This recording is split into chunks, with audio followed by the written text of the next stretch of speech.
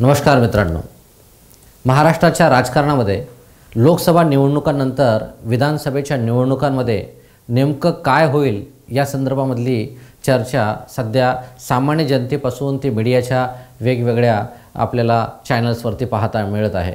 या विषयावरच आज आपण चर्चा करणार आहोत। मी प्रकाश गिरे पाटील आणि आपण पाहतात बोलता का बोलू।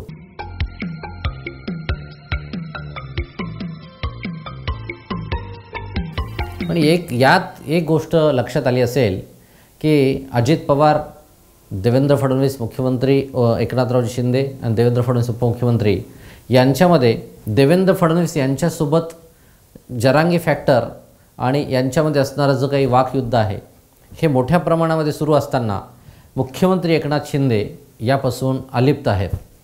कारण त्यांनी हा विषय हाताळतानाच आपल्या पक्षाचं कुठलंही नुकसान होणार नाही याची काळजी घेतली आणि ती काळजी आता येणाऱ्या विधानसभेमध्ये सुद्धा घेत आहेत।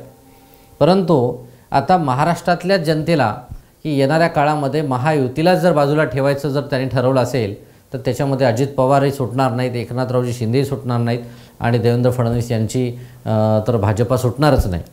परंतु राजकारणामध्ये कधी काय बोलावं, कधी काय बोलू नये याचा अत्यंत अभ्यास असणारे देवेंद्र फडणवीस आत्ता बोलत आहेत आणि येणाऱ्या काळात पक्षाला मोठ्या प्रमाणामध्ये या आव्हानाला सामोरं जावं लागत आहे। मग ही गोष्ट मुख्यमंत्री एकनाथरावजी शिंदेसाहेब यांनाही माहिती आहे, म्हणून आत्ता न बोललेलं बरं म्हणून ते शांत आहेत। आणि अजित पवार पूर्वीपासूनच या विषयाचं आणि माझं काही देणं घेणं नाही अशा संदर्भात वावरत आहेत। खरं पाहता महाराष्ट्राच्या प्रत्येक जिल्ह्यामध्ये जो काही मराठा बांधव आहे, मराठा समाज आहे, यांचा जो मनोज जरांगे फॅक्टरचा मोठ्या प्रमाणामध्ये विधानसभेवरती होणारा परिणाम प्रत्येक जिल्हावाईज जर आपण अभ्यासला तर आपल्याला पाहायला मिळेल। नांदेड, संभाजीनगर, हिंगोली, लातूर, परभणी यामध्ये संभाजीनगरची एक जागा शिंदे गटाला जर मिळाली तर बाकी सगळ्या ठिकाणी महायुतीच्या खासदारांचा पराभव झालेला आहे। आणि हेच चित्र जर विधानसभेला जर अशा स्वरूपाचं जर पुढे आलं तर मराठवाड्यातल्या विधानसभेच्या मोठ्या जागा गमावण्याची इथे शक्यता महायुतीला आहे। आणि महाविकास आघाडी की या विषयापासून तेही सगळे सोयरे कुठल्या भूमिकेला समर्थन दर्शवत नाही आहेत, परंतु म्हणतात ना की शत्रू आपला मित्र अशा स्वरूपाने भारतीय जनता पार्टीच्या विरोधामध्ये महाविकास आघाडी इथे लढते आहे। आणि इथे सरळ तसं जर इफेक्ट बघायला गेला तर लोक इकडे सहमती दर्शवतात, समर्थन दर्शवतात। परंतु मनोज जरांगे पाटील यांनी ही गोष्ट क्लिअर केली, हे दोन्ही सारखेच आहेत। एक बैठकीला बोलवतो आणि एक येत नाही, एक बैठकीला येतो आणि दुसरा बैठकीला जात नाही, म्हणजे मी मारल्यासारखं करतो तू रडल्यासारखं कर, हे अशा पद्धतीची नौटंकी ह्या दोन्ही महाविकास आघाडी आणि महायुतीची सुरू आहे। आपल्यालाच काहीतरी करावं लागणार आहे आणि 288 उमेदवार आपल्याला उभे करावे लागणार आहेत असं म्हटल्यानंतर तिथून समोरच्या पक्षातीलही अनेकांकडून 288 उमेदवार उभे कराच अशा स्वरूपाचं आव्हान पक्षातून दिलं जात आहे। प्रवीण दरेकर म्हणतात की तुम्ही थेट राजकारणात या, तुमची राजकीय भाषाच आहे।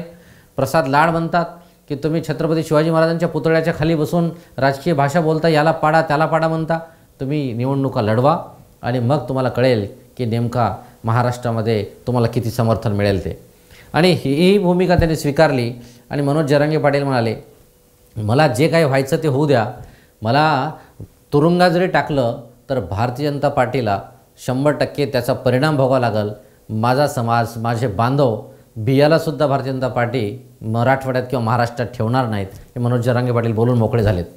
परंतु शिंदे गटाला महाविकास आघाडीचा कुठलाही धोका आत्ता तरी सध्या दिसत नाही, ते स्वतःला सेफ ठेवण्याचा प्रयत्न करत आहेत।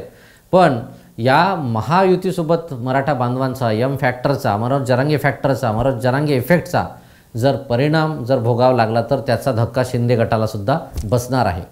कारण पूर्वीच उद्धव सेनेला, उबाटा गटाला मोठ्या प्रमाणामध्ये सहानुभूती मिळाली आणि म्हणूनच त्यांचे खासदार निवडून आले। आणि तेच चित्र पुन्हा एकदा विधानसभेच्या रूपाने पाहायला गेलं तर उबाटा गट, काँग्रेस आणि शरद पवारांची राष्ट्रवादी ह्या मोठ्या जागा खेचण्याच्या तयारीत आहे।